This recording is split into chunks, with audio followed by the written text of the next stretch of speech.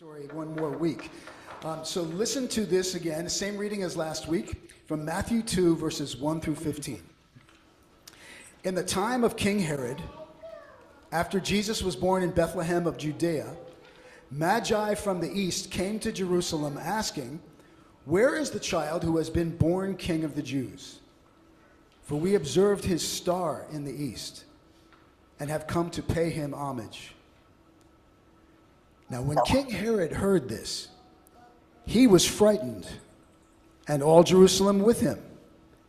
And calling together all the chief priests and scribes of the people, he inquired of them where the Messiah was to be born. And they told him, "In Bethlehem of Judea, for so it has been written by the prophet, and you, Bethlehem, in the land of Judah, are by no means least among the rulers of Judah, for from you has come a ruler who is to shepherd my people Israel." Then Herod secretly called for the Magi and learned from them the exact time when the star had appeared. And then he sent them to Bethlehem, saying, "Go and search diligently for the child, and when you found him, bring me word so that I may also go and pay him homage." When they heard the king, they set out, and there ahead of them went the star that they had seen in the east, until it stopped over the place where the child was. And when they saw that the star had stopped, they were overwhelmed with joy. And on entering the house, they saw the child with Mary, his mother, and they knelt down and paid him homage. And then, opening their treasure chests, they offered him gifts of gold, frankincense, and myrrh. And having been warned in a dream not to return to Herod, they left for their own country by another road. Now, after they had left, an angel of the Lord appeared to Joseph in a dream and said, "Get up and take the child and his mother and flee to Egypt and remain there until I tell you. For Herod is about to search for the child to destroy him." Then Joseph got up and took the child and his mother by night and went to Egypt and remained there until the death of Herod. And this was to fulfill what had been spoken by God through the prophet, "Out of Egypt I have called my son." Now we have a bunch of slides, Tom, that are some artistic renderings of this flight of Joseph and Mary to Egypt. We'll just take a few seconds with each one. It's always interesting what artists do with these. It's a pretty realistic possibility.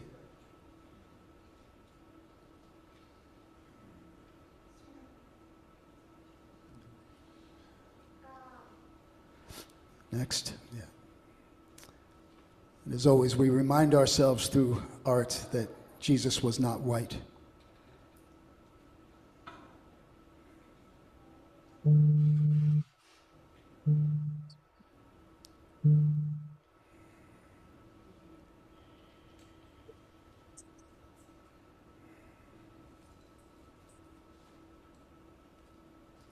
We'll just let the art speak for itself.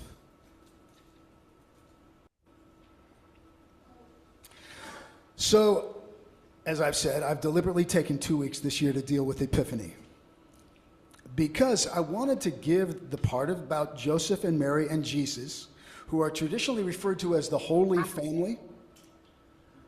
I wanted to give the part about them almost immediately becoming refugees, running for their lives from the cruel and insecure king, Herod, a whole sermon. Now, first, I got to make one point. What I'm not going to get to, which I wish I had time for, is the simple fact that there are always what are referred to as exoteric and esoteric interpretations of Scripture. The exoteric is the sort of the historic external thing, and that's what I'm going to go with mostly today. But there's always also an esoteric or internal meaning. So if you were going there with this story, you would be symbolically saying, who is the Christ child within me, and what part of me is King Herod?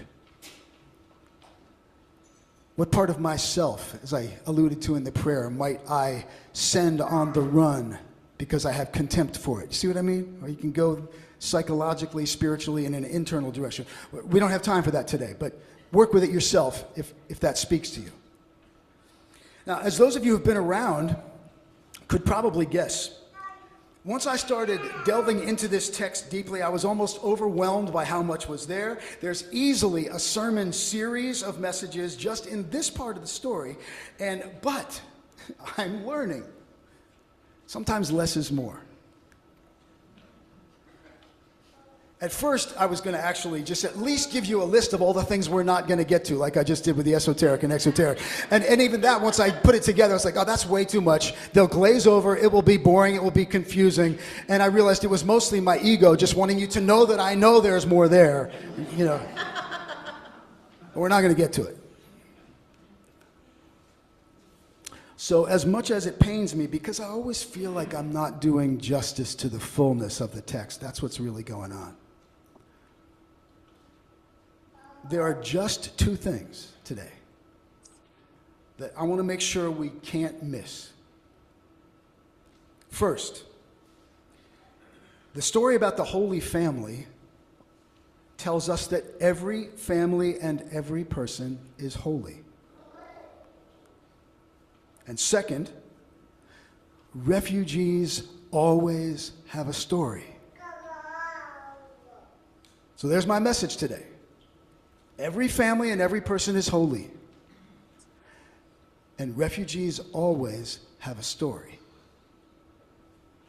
So let's look at that a little bit. We call Joseph and Mary and Jesus the Holy Family because they were Jesus' earthly family. In the ark, they're the ones with the halos and the glowing stuff. And Jesus is the Son of God. That's the traditional take. But there's an emerging and more powerfully beautiful understanding of this that I want to make sure we hear.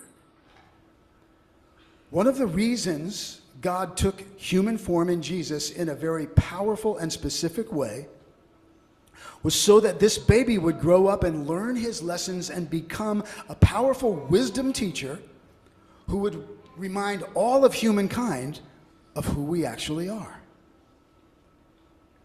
Jesus did not come just to show us who God is, or to show us that he, Jesus, is the only Son of God, although he was and is a beautiful expression, unique, fuller than anyone I've ever seen anywhere else, but not the only human alive with the essence of God. And he did not come to be the King of Kings. Jesus made it very clear that he had no interest in becoming an earthly king who would rule over others by exercising political and military power to dominate. He had no interest in the empire's gospel, which is the gospel of domination, other than to oppose it by offering a better and more beautiful way to be. But if I pursue that, it will take me into the stuff I wasn't going to get to. So back to my point. Jesus, or Yeshua as his mama would have called him,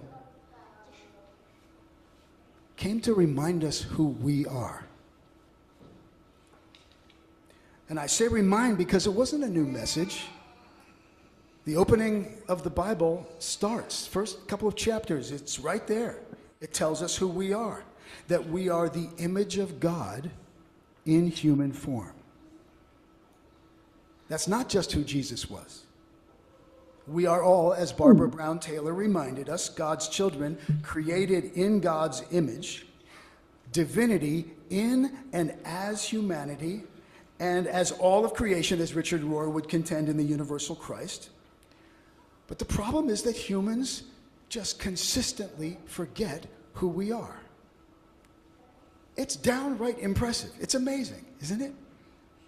How completely and consistently we humans forget this truth about who we are.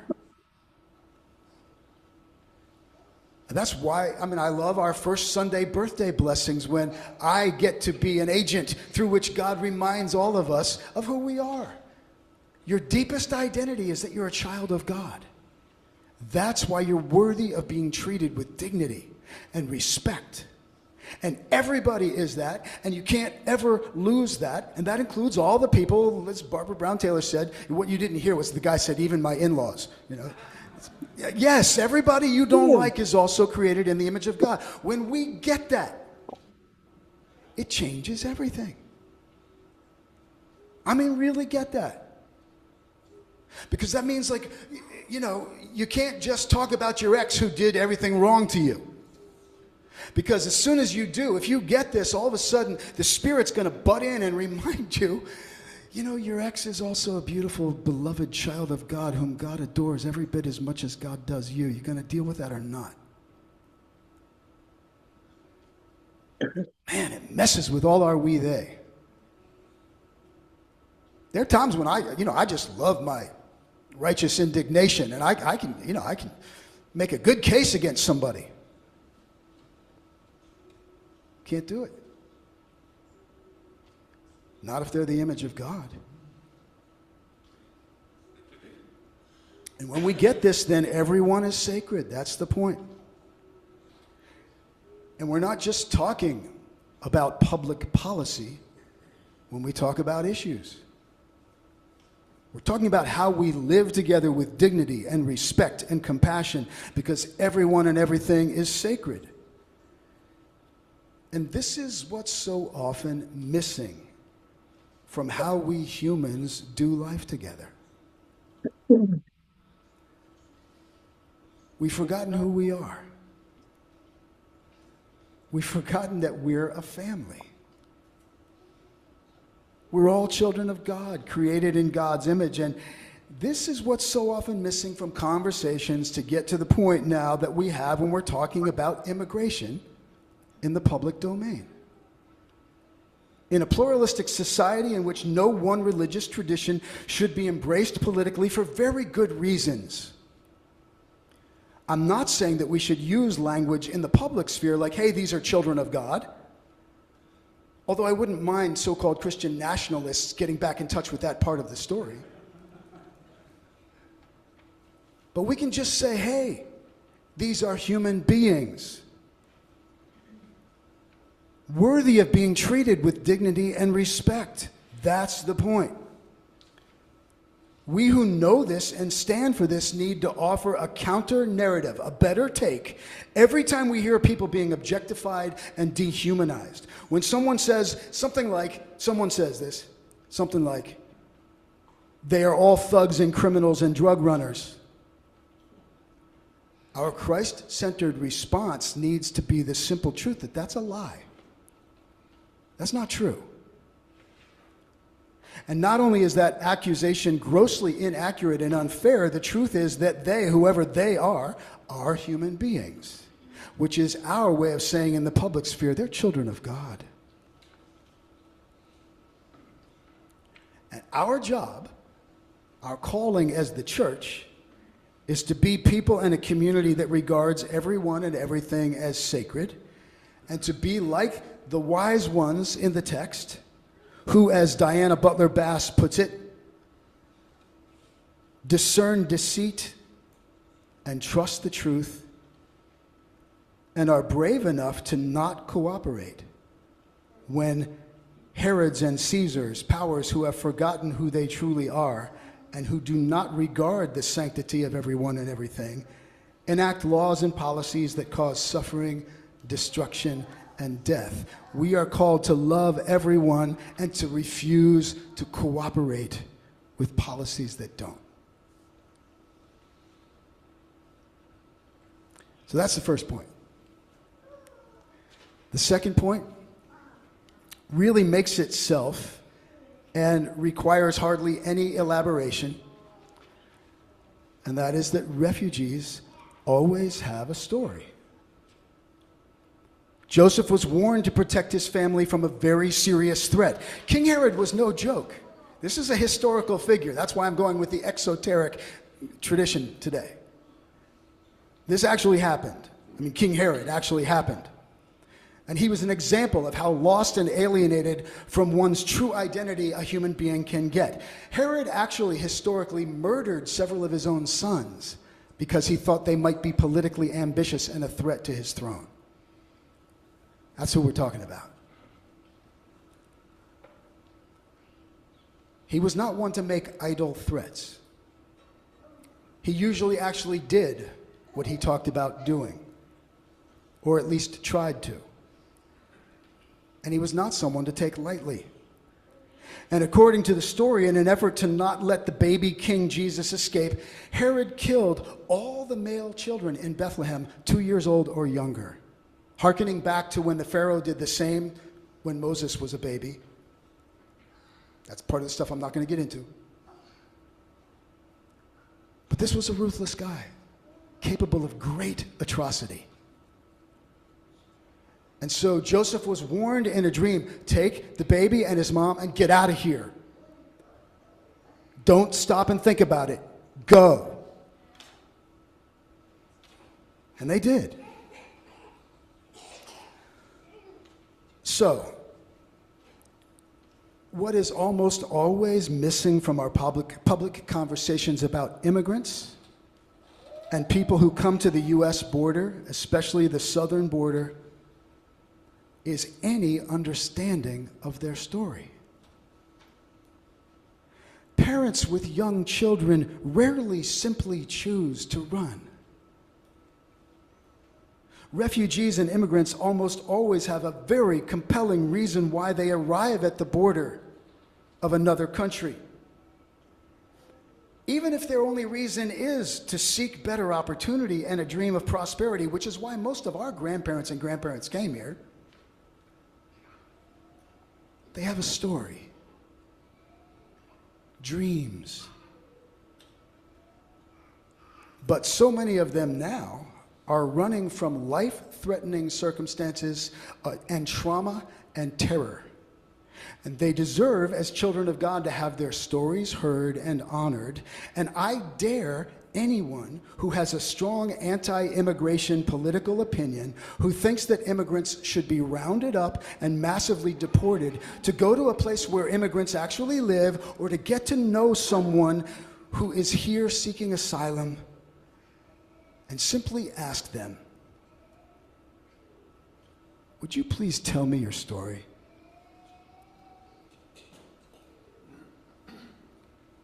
Why did you leave your home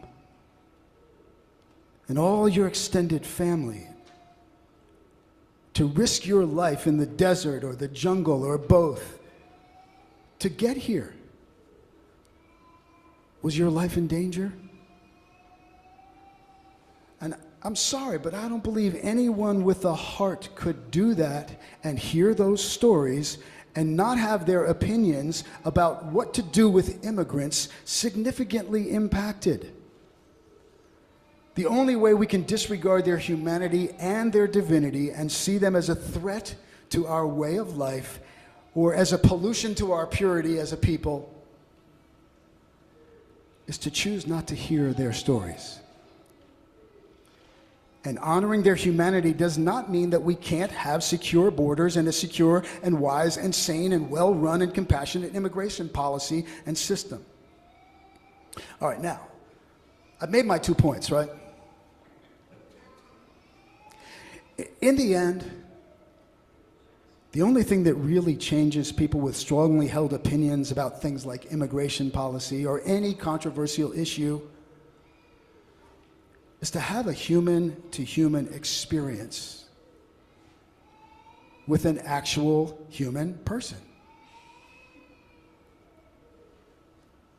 Immigrants are not just social demographics, they're people. I mean, the beautiful elephant in the room, they're Chicky and Jeffrey. People with a story, who are children of God. And if people would get to know each other, that we'd have a shot at something a bit more humane and compassionate, not to mention sacred. So I'm going to close by just simply giving you an example of what I mean. It's been a while since I've been able to take groups of people to Haiti because of the political situation there, so dangerous. But when I do, I almost always take the group to work with the Missionaries of Charity, the Sisters of Mother Teresa. One of the places we go to is called the Home for the Children. It's an orphanage of sorts. Babies, little kids, toddlers, most of whom are dying of severe malnutrition or AIDS or TB or all three combined. And we go just to be present. We're not fixing anything. But Mother Teresa said, yes, go and hold these children, many of whom will never be loved by a mama, and look into their eyes as if you were a parent. Just hold them. Little kids, just play with them. So we do that as a way of humanizing the issues and making sure we can't miss the fact that these are human beings who pay the price for the injustice and brokenness and greed of the world. And more than once, someone's had this experience. Usually what happens is you get attached to one kid. We go back day after day. After 5 or 6 days, you've kind of fallen in love with this little baby that you've been holding. And then to your surprise, a Haitian woman will show up who's actually that baby's mother. And you realize that it's not that she didn't love or want her child, it's that she herself was destitute and severely malnourished and could not keep this child alive. And brought it to the Sisters of Charity trying to save its life. And several times, when that mother shows up and sees one of us holding the baby and loving it, the mother will smile, and if they have the chance, through an interpreter, say, "Would you please take my baby home with you? Please take my baby."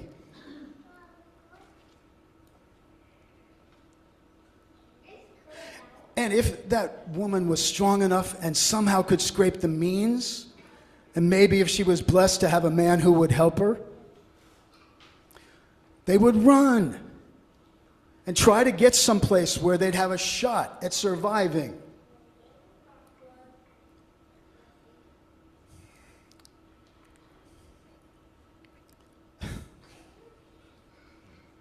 Time's up. I hope you're hearing the Epiphany message today. Every family, everyone is holy. And every refugee and immigrant has a sacred human story. And we are those who will insist in the name of God that children of God be treated as children of God. And sometimes it may mean that we, like the Magi, refuse to comply with the policies of Herod.